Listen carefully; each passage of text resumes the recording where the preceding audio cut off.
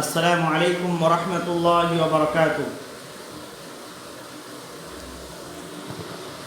ان الحمد للہ نحمده ونستعینه ونستغفره ونعوذ باللہ من شرور انفسنا ومن سیئات اعمالنا من يهده الله فلا مضل له ومن يضلل فلا هادي له واشهد ان لا اله الا الله واشهد ان محمدا عبده ورسوله۔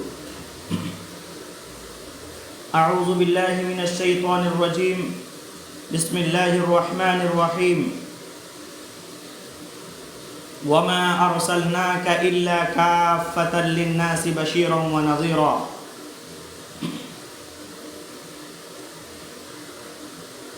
سبحانک لا علم لنا الا ما علمتنا انک انت العلیم الحکیم۔ رب اشرح لي صدری ویسر لي امری واحلل عقدة من لسانی یفقهوا قولی۔ رب زدنی علما، اللہم رب زدنی علما۔ اللہم صل علی محمد وعلى آل محمد كما صلیت علی ابراہیم وعلى آل ابراہیم انک حمید مجید۔ اللہم بارک علی محمد وعلى آل محمد كما بارکت علی ابراہیم وعلى آل ابراہیم انک حمید مجید۔ محترم حاضرین و سامعین، جیسا کہ آپ تمام لوگوں کو معلوم ہے کہ نواقض الاسلام لشیخ الامام محمد بن عبد الوہاب رحمۃ اللہ علیہ کے اس مختصر سے اس کے نواقض الاسلام کی شرح کا درس جاری ہے، اور ہم اس رسالے کی شرح کر رہے ہیں فضیلت الشیخ محمد صالح بن فوزان الفوزان حفظہ اللہ کی شرح سے، اور آج انشاءاللہ نوا ناقض ہم لوگ سیکھیں گے انشاءاللہ۔ اللہ تعالیٰ سے میں دعا کرتا ہوں کہ اللہ تعالیٰ میرے لیے اور تمام حاضرین و سامعین کے لیے ان مسائل کو سمجھنا، اس پر عمل کرنا اللہ ہم سب کے لیے آسان کر دے، آمین۔ آج کا درس شروع کرنے سے پہلے پچھلا جو 8 ناقض ہم لوگ پڑھ چکے ہیں، اس کا تھوڑا سا ریویژن کر لیتے ہیں، دیکھتے ہیں کہ ہمارے ساتھیوں کو یاد ہے یا نہیں ہے۔ ذرا بتائیں، کوئی بتا سکتے ہیں پچھلا یاد ہے؟ 8 ناقض ہم لوگ پڑھ چکے ہیں۔ 8 ناقض کیا کیا ہے آپ لوگ بتائیں، یاد ہے کسی کو؟ پہلا ناقض کیا ہے؟ پہلا ناقض ہے اللہ تعالیٰ کی عبادت میں شرک کرنا۔ دوسرا ناقض کیا ہے؟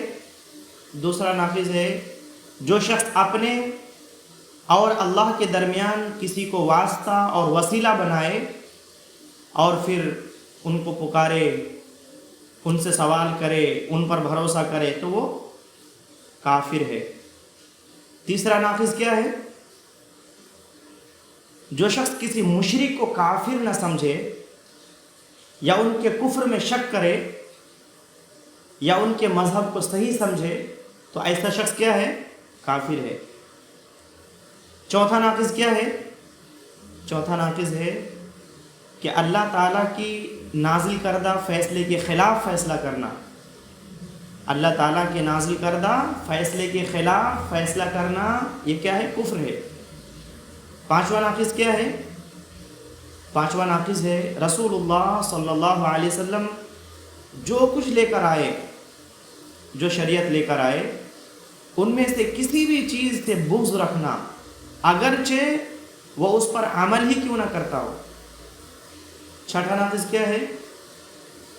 چھٹا ناقض ہے جو شخص رسول صلی اللہ علیہ وسلم کے دین میں سے کسی بھی چیز کا مذاق اڑائے یا اللہ تعالیٰ کی جزا یا سزا کا مذاق اڑائے تو وہ کیا ہے؟ وہ کافر ہے۔ ساتواں ناقض کیا ہے؟ ساتواں ناقض ہے جادو سیکھنا، سکھانا، اس پر عمل کرنا، اس پر راضی ہونا، اسی طریقے سے 8واں نافذ کیا ہے؟ 8واں نافذ ہے مشرکین کی مدد کرنا اور مسلمانوں کے خلاف ان کا تعاون کرنا. اور 9واں نافذ انشاءاللہ آج ہم لوگ سیکھیں گے. آج کے درس میں ہم لوگ کیا سیکھنے والے ہیں؟ آج کے درس میں ہم لوگ یہ سیکھنے والے ہیں کہ 9واں نافذ کیا ہے، اس کے بعد پھر اسی کی شرح کرتے ہوئے نبی کریم صلی اللہ علیہ وسلم کی بعثت اور پچھلے انبیاء کی بعثت میں کیا فرق ہے. اسی طریقے سے کیا خضر علیہ السلام کا موسیٰ علیہ السلام کی شریعت کی پابندی نہ کرنا کسی کے لیے دلیل بن سکتا ہے کہ ہم بھی نبی صلی اللہ علیہ وسلم کی شریعت کی پابندی نہیں کریں گے؟ کیا یہ دلیل بن سکتا ہے کسی کے لیے؟ اسی طریقے سے یہ بھی سیکھیں گے کہ نبی صلی اللہ علیہ وسلم کی شریعت سے خارج ہونا جائز ہے، یہ عقیدہ کون لوگ رکھتے ہیں؟ بعض لوگ کہتے ہیں نا کہ نبی صلی اللہ علیہ وسلم کی شریعت سے ہم نکل سکتے ہیں، یا بعض لوگ نکل سکتے ہیں، ہمارے لیے نبی صلی اللہ علیہ وسلم کی اتباع ضروری نہیں ہے. یہ عقیدہ کون لوگ رکھتے ہیں؟ چلیے آج ان اہم سوالوں کے جواب انشاءاللہ ہم سیکھنے جا رہے ہیں انشاءاللہ. 9واں نافذ کیا ہے؟ 9واں نافذ یہ ہے کہ جو شخص یہ عقیدہ رکھے کہ بعض لوگوں کے لیے جائز ہے کہ وہ محمد صلی اللہ علیہ وسلم کی شریعت سے باہر نکل جائے، یعنی وہ آپ صلی اللہ علیہ وسلم کی اتباع نہ کرے، جیسا کہ خضر علیہ السلام کے لیے جائز تھا کہ وہ موسیٰ علیہ السلام کی شریعت سے باہر ہو جائے، یعنی ان کی اتباع نہ کرے. جو شخص ایسا عقیدہ رکھے تو ایسا شخص کیا ہے؟ کافر ہے. پھر ایک مرتبہ بتائیں، پہلا 9واں نافذ کیا ہے کہ جو شخص یہ عقیدہ رکھے کہ بعض لوگوں کے لیے یہ جائز ہے کہ وہ محمد صلی اللہ علیہ وسلم کی شریعت سے نکل جائے، وہ آپ کی اتباع نہ کرے، یعنی نبی صلی اللہ علیہ وسلم کی اتباع نہ کرے، ویسے ہی جیسا کہ خضر علیہ السلام کے لیے جائز تھا کہ وہ موسیٰ علیہ السلام کی شریعت سے باہر ہو جائیں، یعنی وہ موسیٰ علیہ السلام کی اتباع نہ کرے. تو جو شخص ایسا عقیدہ رکھے گا وہ کیا ہوگا؟ کافر ہو جائے گا. فضیلت الشیخ صالح بن فوزان الفوزان حفظہ اللہ فرماتے ہیں کہ جس نے یہ عقیدہ رکھا کہ کسی کے لیے یہ جائز ہے کہ وہ محمد صلی اللہ علیہ وسلم کی شریعت سے نکل جائے، نبی صلی اللہ علیہ وسلم کی اتباع کرنا اس پر لازم نہیں ہے، تو ایسا شخص دائرہ اسلام سے خارج ہو جاتا ہے، اسلام سے نکل جاتا ہے، کافر ہو جاتا ہے. سوال یہ ہے کہ نبی صلی اللہ علیہ وسلم کی اتباع ہر ایک کے لیے لازم اور ضروری کیوں ہے، جبکہ پچھلے انبیاء کا معاملہ یہ تھا کہ پچھلے انبیاء کی اتباع ہر ایک کے لیے لازم نہیں تھا. تو نبی صلی اللہ علیہ وسلم کی بعثت اور پچھلے انبیاء کی بعثت میں کیا فرق ہے؟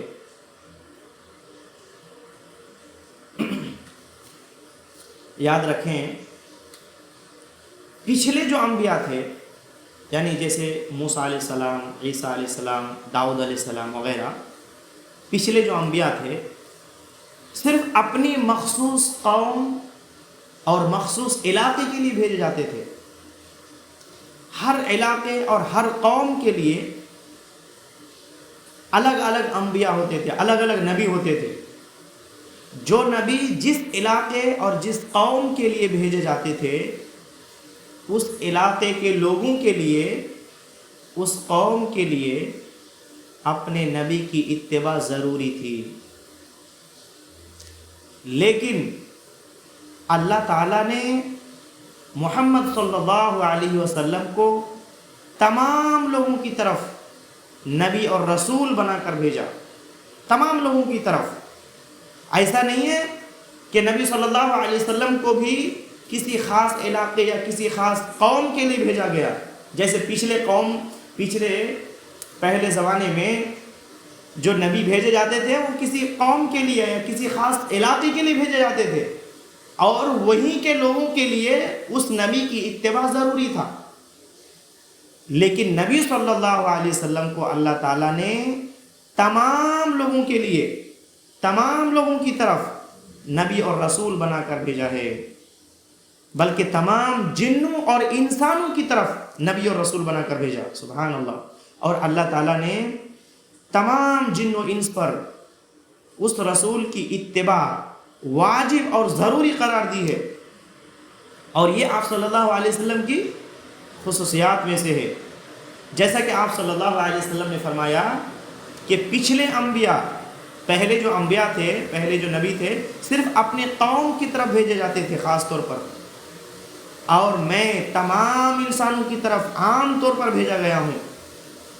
اور اللہ تعالیٰ نے ارشاد فرمایا وَمَا أَرْسَلْنَاكَ إِلَّا كَافَّةً لِلنَّاسِ بَشِيرًا وَنَذِيرًا، اور ہم نے آپ کو تمام انسانوں کے لیے خوشخبری دینے والا اور ڈرانے والا بنا کر بھیجا ہے.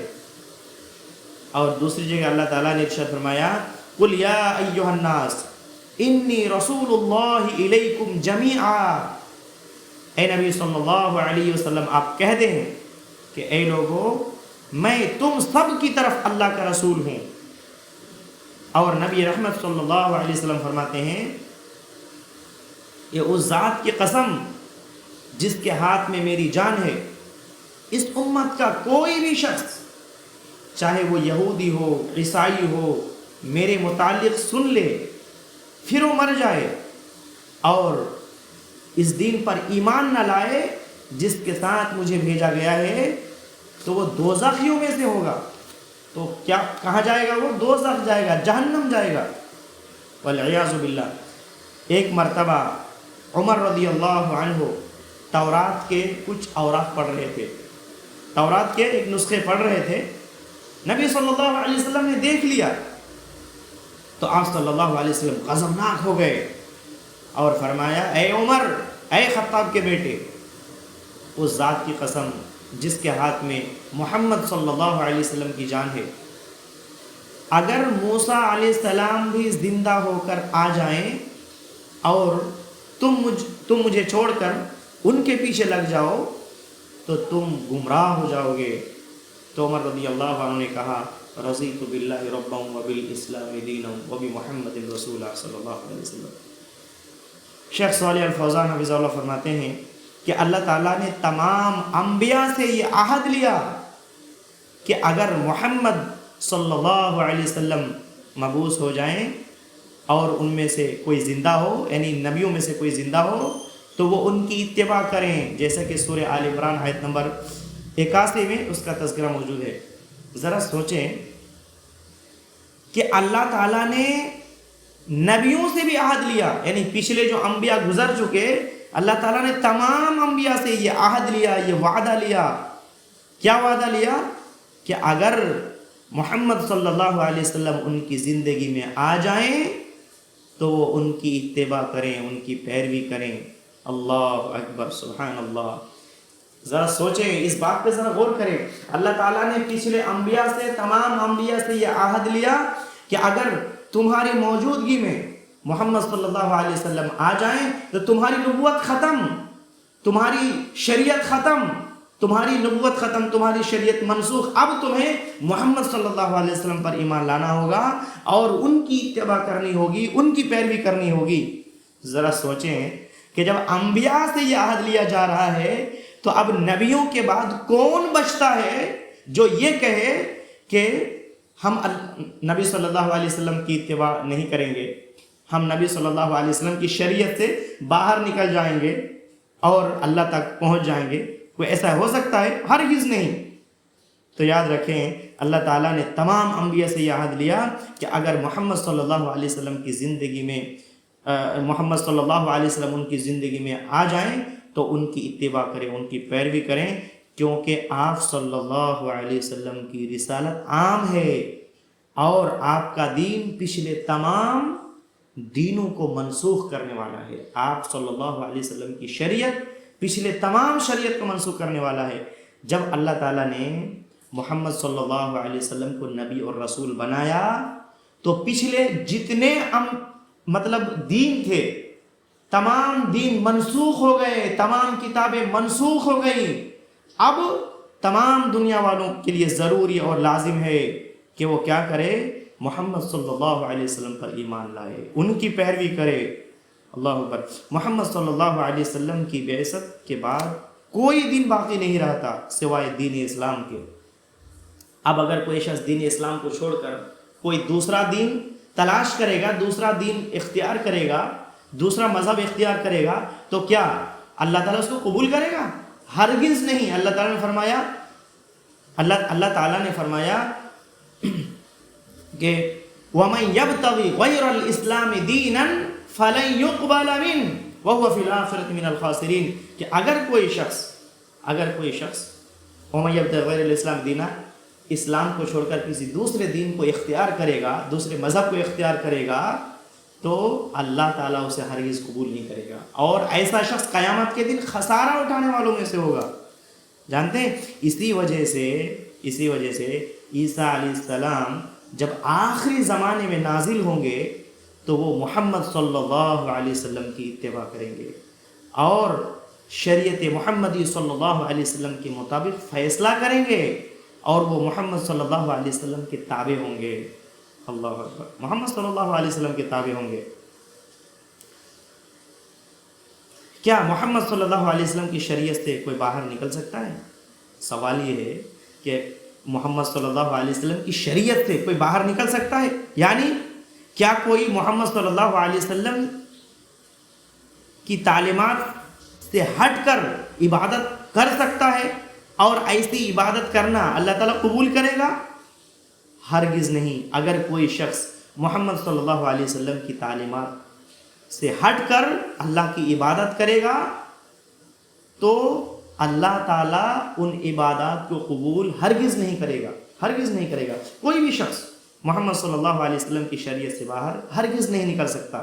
یہاں تک کہ جنات بھی، جانتے ہیں سورۃ الجن مکمل طور پر ان باتوں پر مشتمل ہے جو جنات نے نبی صلی اللہ علیہ وسلم سے کہیں، جو جنات نے نبی صلی اللہ علیہ وسلم سے کہیں. آپ صلی اللہ علیہ وسلم کی رسالت جن و انس دونوں کے لیے ہے، یعنی جنتوں کے لیے بھی ہے اور انسانوں کے لیے بھی ہے.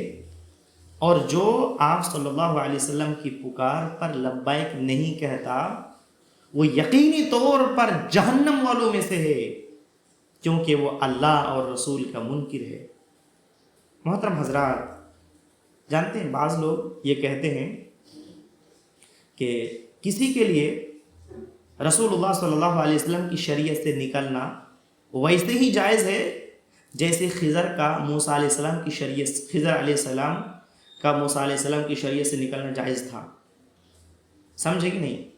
یعنی بعض لوگ یہ کہتے ہیں کہ کچھ ایسے لوگ ہیں، اللہ کے کچھ ایسے ولی ہیں، اللہ کے کچھ ایسے مطلب بندے ہیں کہ وہ رسول اللہ صلی اللہ علیہ وسلم کی اتباع سے باہر ہو جاتے ہیں، یعنی وہ رسول اللہ صلی اللہ علیہ وسلم کی اتباع نہیں کریں گے تب بھی چلے گا، جیسا کہ خضر علیہ السلام نے موسیٰ علیہ السلام کی شریعت کی اتباع نہیں کی. تو یہاں سوال یہ ہے کہ کیا خضر علیہ السلام کا موسیٰ علیہ السلام کی شریعت کی پابندی نہ کرنا، موسیٰ علیہ السلام کی اتباع نہ کرنا کسی کے لیے دلیل بن سکتا ہے؟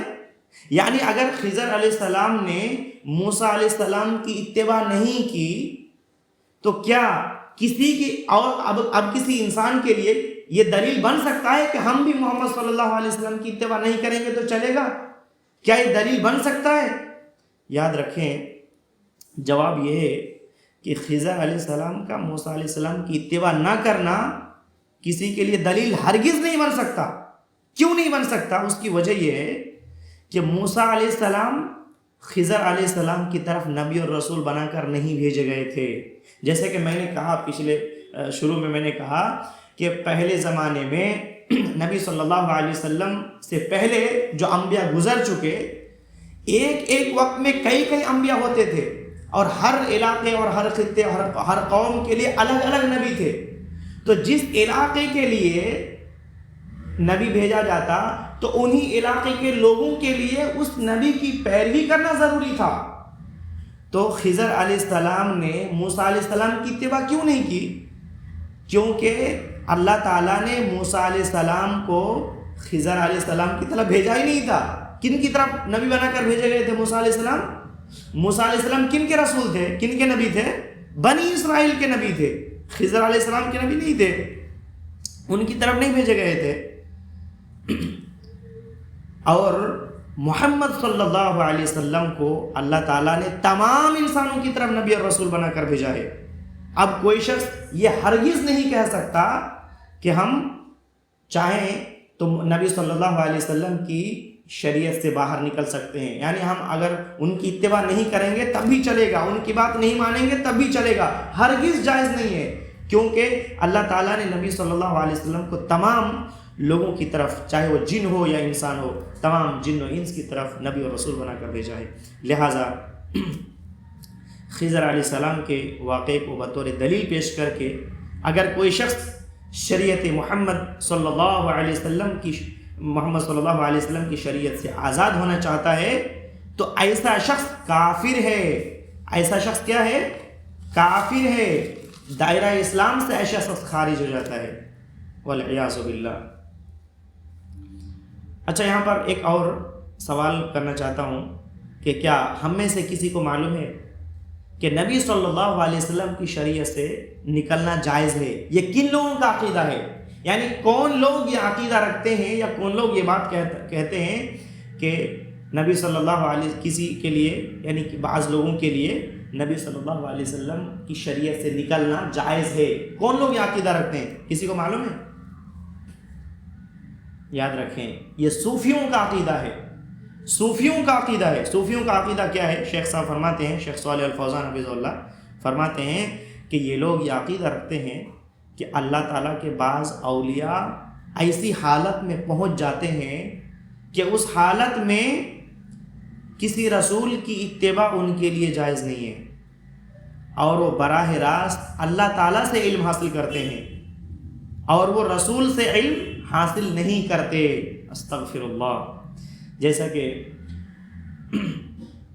فضائل حج میں، یعنی فضائل حج میں مولوی زکریا نے من گھڑت بہت سارے واقعات ذکر کیے ہیں، ان میں سے ایک واقعہ میں آپ کو سنا دیتا ہوں اس سلسلے میں۔ فضائل حج میں ایک معروف اور من گھڑت قصہ مولوی زکریا نے بیان کیا ہے، لکھا ہے کہ سیدنا خضر علیہ السلام مسجد نبوی میں داخل ہوئے تو دیکھا کہ لوگ شیخ عبد الرزاق صنعانی سے علم حاصل کر رہے ہیں، اور ایک جوان مسجد نبوی کے ایک کونے میں مراقبے کی حالت میں بیٹھا ہوا ہے۔ خضر علیہ السلام ان کے پاس جاتے ہیں اور ان سے کہتے ہیں کہ لوگ عبد الرزاق سے علم حاصل کر رہے ہیں اور آپ ان کے ساتھ جا کر علم حاصل کیوں نہیں کرتے؟ یعنی آپ کو بھی جانا چاہیے اور عبد الرزاق سے علم حاصل کرنا چاہیے، آپ یہاں اکیلے مراقبے کی حالت میں بیٹھے ہیں۔ تو اس نوجوان نے سر اٹھایا اور یہ کہا کہ وہ لوگ عبد الرزاق سے علم حاصل کر رہے ہیں اور میں رزاق سے علم حاصل کر رہا ہوں، یعنی اللہ تعالیٰ سے براہ راست اللہ تعالیٰ سے علم حاصل کر رہا ہوں۔ یہ لوگ تو اللہ کے بندے سے علم حاصل کر رہے ہیں اور میں ڈائریکٹ کس سے علم حاصل کر رہا ہوں؟ ڈائریکٹ اللہ تعالیٰ سے علم حاصل کر رہا ہوں۔ خضر علیہ السلام نے پوچھا کہ اگر تم سچے ہو تو بتاؤ میں کون ہوں؟ اس جوان نے کہا کہ آپ خضر ہیں، یعنی خضر علیہ السلام ہیں۔ تب خضر علیہ السلام فرماتے ہیں کہ اللہ تعالیٰ کے اولیاء بھی موجود ہیں، ایسے اولیاء بھی موجود ہیں کہ جن کو میں پہچان بھی نہیں پاتا۔ الغرض یہ کہ مولوی زکریا نے ذرا اس واقعے کو ذرا سوچیں، اس واقعے میں علت کیا ہے؟ اس واقعے میں علت کیا ہے؟ کسی کو معلوم ہے؟ کوئی بتا سکتے ہیں اس واقعے میں علت کیا ہے؟ علت یہ ہے کہ خضر علیہ السلام آتے ہیں اور اس جوان سے سوال کرتے ہیں۔ اب سوال یہ ہے کہ کیا خضر علیہ السلام زندہ ہیں؟ ابھی بھی زندہ ہیں؟ استغفر اللہ۔ اگر ابھی بھی زندہ ہوتے، خضر علیہ السلام اگر زندہ ہوتے تو ضرور نبی صلی اللہ علیہ وسلم کے پاس آتے اور آ کر آپ صلی اللہ علیہ وسلم کے پاس آتے، ایمان لاتے۔ سبحان اللہ۔ کیونکہ اللہ تعالیٰ نے تو تمام انبیاء سے یہ عہد لیا ہے، یہ وعدہ لیا ہے کہ اگر تمہاری موجودگی میں یا تم میں سے کسی کی موجودگی میں اگر محمد صلی اللہ علیہ وسلم آ جائیں تو ان پر ایمان لانا، ان کی اتباع کرنا تم پر ضروری ہے، تم پر لازم ہے۔ سبحان اللہ۔ تو اگر خضر علیہ السلام زندہ ہوتے تو ضرور آپ صلی اللہ علیہ وسلم کے پاس آتے اور آ کر وہ بھی ایمان لاتے، لیکن یہ لوگ من گھڑت اور بے تکا ایسے کہانیاں بیان کرتے ہیں اور لوگوں کو گمراہ کرتے ہیں۔ اللہ تعالی ہم سب کو ایسی گمراہی سے بچائے۔ تو میں یہ کہہ رہا تھا کہ الغرض مولوی زکریا فضائل حج میں وہی واقعہ بیان کر رہا ہے جس کی نشاندہی شیخ صالح الفوزان حفظہ اللہ فرما رہے ہیں کہ بعض لوگ یہ عقیدہ رکھتے ہیں کہ اللہ کے بعض اولیاء ایسے بھی ہیں کہ وہ اللہ تعالیٰ سے براہ راست کوئی علم حاصل کر سکتے ہیں، نعوذ باللہ من ذالک، جبکہ اللہ تعالیٰ سے کوئی بھی براہ راست علم حاصل نہیں کر سکتا۔ یاد رکھیں کہ اللہ تعالیٰ اور اس کے بندے کے درمیان جو ایک ذریعہ ہے اور ایک وسیلہ ہے وہ کیا ہے؟ یعنی اللہ اور بندے کے درمیان جو ایک ذریعہ ہے اور وسیلہ ہے وہ کیا ہے؟ انبیاء ہیں اور رسول ہیں۔ انبیاء اور رسولوں پر وحی نازل ہوتی ہے اور پھر وہ رسول اور وہ نبی اللہ تعالیٰ کے پیغام لوگوں تک پہنچاتے ہیں، اور محمد صلی اللہ علیہ وسلم آخری نبی اور رسول ہیں۔ آپ صلی اللہ علیہ وسلم کے بعد وحی کا دروازہ بند ہو چکا ہے۔ اب کسی کے لیے یہ جائز نہیں ہے کہ وہ یہ سوچے کہ کوئی شخص نبی صلی اللہ علیہ وسلم کے راستے کے علاوہ کوئی اور راستہ اختیار کر سکتا ہے اللہ تعالیٰ سے علم لینے کے لیے یا اللہ تعالیٰ تک پہنچنے کے لیے یا اللہ تعالیٰ کی فرمانبرداری کرنے کے لیے۔ ایسا ہرگز نہیں ہے۔ یعنی یہ جو وحی کا سلسلہ ہے یہ بند ہو چکا ہے۔ اب اگر کوئی شخص یہ کہے کہ مجھ پر وحی نازل ہوتی ہے یا میں براہ راست اللہ تعالیٰ سے علم حاصل کر رہا ہوں تو ایسا شخص جھوٹا ہے، ایسا شخص کذاب ہے، ایسا شخص جھوٹا ہے۔ ایسے شخص کی بات ہرگز نہ سنی جائے۔ اور یہ جو قصے ہم نے بیان کیے یہ سارے کے سارے قصے من گھڑت ہیں، جھوٹے قصے ہیں۔ ایسے قصے ہرگز نہیں سننا چاہیے۔ محترم حضرات، ہم سب کو چاہیے کہ ہم سب علم حاصل کریں، اور جانتے ہیں علم حاصل کریں۔ علم کیا؟ علم نور ہے۔ امام شافعی کے استاد وکیع وہ کہتے ہیں کہ العلم نور ونور اللہ لا یہدی لمعصی۔ علم نور ہے، نور روشنی ہے۔ میرے بھائیوں، میری بہنوں، تو ہم سب کو چاہیے کہ ہم علم حاصل کریں اور علم کی روشنی سے اپنی زندگی بسر کریں اور دوسروں کو بھی کتاب و سنت سے جوڑیں، تاکہ لوگوں کی زندگی میں جو بدعقیدگیاں ہیں اور جو شرک کے اعمال ہیں، جو بدعت و خرافات میں لوگ ملوث ہیں، ان سے وہ دور ہوں اور صحیح راستہ اور صحیح منہج کو لوگ اپنائیں، صحیح چیز کو اپنائیں، صحیح منہج کو اپنائیں۔ صحیح منہج کیا ہے؟ معلوم ہے کسی کو صحیح منہج کیا ہے؟ صحیح منہج ہے قرآن مجید اور صحیح احادیث کو سمجھنا ہے۔ قرآن مجید اور صحیح احادیث کو سمجھنا ہے کس طریقے سے؟ اپنی عقل سے، اپنے منطق سے، اپنے فلسفے سے، اندھی تقلید سے نہیں۔ صحیح منہج ہے قرآن مجید اور صحیح احادیث کو سمجھنا ہے صحابہ اکرام اور سلف صالحین کی سمجھ کے مطابق۔ یعنی صحابہ اکرام اور سلف صالحین نے جس طریقے سے قرآن اور صحیح احادیث کو سمجھا ہے، اس پر عمل کیا ہے، ہمیں بھی ویسے ہی سمجھنا پڑے گا اور ویسے ہی عمل کرنا پڑے گا، تبھی ہم اللہ تعالیٰ کو خوش کر سکتے ہیں، تبھی ہم سے اللہ تعالیٰ راضی ہوگا، خوش ہوگا۔ شیخ صالح الفوزان حفظہ اللہ فرماتے ہیں کہ صوفیوں کا یہ عقیدہ ہے کہ وہ لوگ کہتے ہیں کہ یہ جو اللہ کے رسول ہیں یہ صرف عام لوگوں کے لیے ہے، یعنی جو اللہ کے رسول ہیں، نبی ہیں، یہ صرف عام لوگوں کے لیے ہے، اور جو اللہ کے خاص بندے ہیں انہیں رسولوں کی ضرورت نہیں ہے، کیونکہ یہ لوگ اللہ تعالیٰ کو جانتے ہیں اور اللہ تعالیٰ تک پہنچتے بھی ہیں، اور یہ لوگ براہ راست اللہ تعالیٰ سے علم حاصل کرتے ہیں۔ جیسا کہ میں نے پہلے قصہ سنایا، جھوٹے قصے سب، اور وہ ایسی حالت میں پہنچ جاتے ہیں کہ وہ رسول سے بے پرواہ ہو جاتے ہیں رسول کی انہیں ضرورت نہیں رہتی، اور وہ رسول صلی اللہ علیہ وسلم کی شریعت سے خارج ہو جاتے ہیں، اسی لیے وہ نہ نماز پڑھتے ہیں، نہ روزہ رکھتے ہیں، اور نہ ہی حج کرتے ہیں، اور نہ ہی اس شریعت پر عمل کرتے ہیں جو رسول اللہ صلی اللہ علیہ وسلم لے کر آئے ہیں، کیونکہ وہ خاص لوگ ہیں، وہ پہنچے ہوئے ہیں، اسے رسول کی ضرورت نہیں، اسے نبی کی ضرورت نہیں، وہ خود ڈائریکٹ اللہ تعالیٰ سے علم حاصل کر رہے ہیں، براہ راست اللہ تعالیٰ تک پہنچتے ہیں، اللہ تعالیٰ سے علم حاصل کرتے ہیں۔ استغفر اللہ استغفر اللہ، جبکہ اللہ تعالیٰ نے تمام انبیاء سے یہ عہد لیا کہ اگر ان کی زندگی میں اسی وجہ سے وہ کیا کرتے ہیں، اسی وجہ سے وہ مطلب نبیوں سے نہیں سیکھتے، نبیوں کی پیروی نہیں کرتے، کیونکہ کہتے ہیں کہ ہم تو براہ راست اللہ تعالیٰ سے علم حاصل کرتے ہیں، براہ راست ہم اللہ تعالیٰ سے علم حاصل کرتے ہیں، تو ہمیں رسول کی ضرورت ہی کیا ہے؟ اس لیے ہم نبی اور رسول کی اتباع نہیں کرتے۔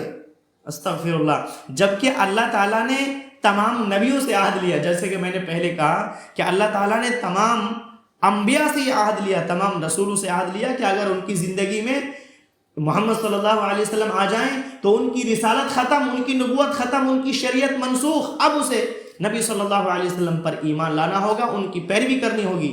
سبحان اللہ۔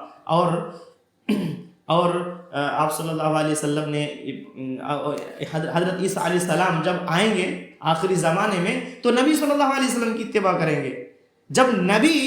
جب ایک رسول، اللہ کا رسول اور نبی محمد صلی اللہ علیہ وسلم کی اتباع کر رہے ہیں تو عام لوگوں کے لیے کیا ہی بچ جاتا ہے کہ وہ نبی صلی اللہ علیہ وسلم کی اتباع نہ کریں۔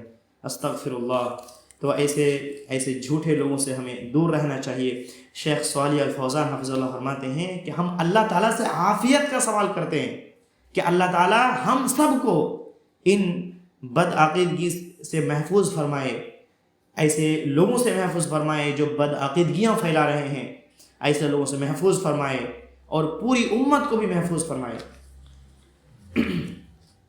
محترم حضرات، تو یہ تھا آج کا درس۔ آج ہم لوگوں نے کیا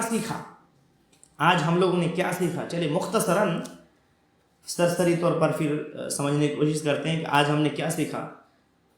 آج ہم نے یہ سیکھا کہ رسول اللہ صلی اللہ علیہ وسلم کی رسالت کسی خاص گروہ یا کسی خاص زمانے کے لیے نہیں، بلکہ قیامت تک آنے والے تمام جنوں اور انسانوں کے لیے ہے۔